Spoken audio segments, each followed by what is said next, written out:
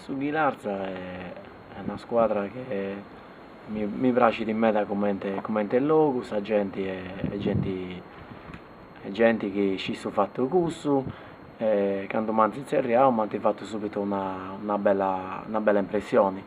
Pensando non ci ha proposto me ad accettare questa proposta. E poi mi è capitata a Ghilarza e mi ha subito poi in un bel luogo. E tengo questo aiuto di mulleri mia e devo fare a mangiare tra ballatori in bar, poi a me di banda a fare allenatori e a me di tengo operaio e tengo mulleri mia che va in questo lavoro mio. E c'ho dei volontari, c'ho il tempo e c'ho mera passione ed è onde tengo mera.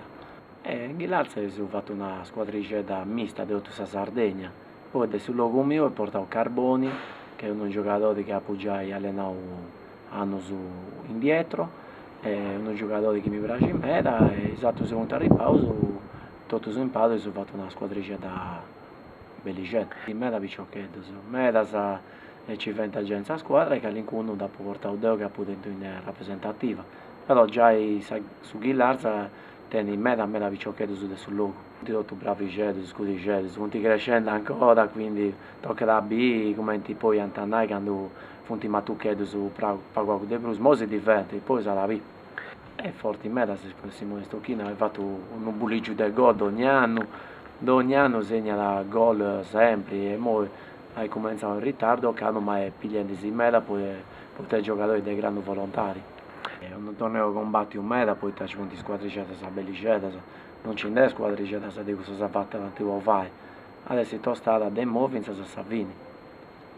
E quindi non si scende ancora a nulla, punti passati sono due giornate, mo grazie per la terza e poi usavi come te. Io penso che sul latte dolce sia più forte tutto, poi su Dergu, poi a Momia sono incontrato proprio Grasi, poi lo Calabì, poi c'è un'altra squadra sa bellicetta, su Calangiano,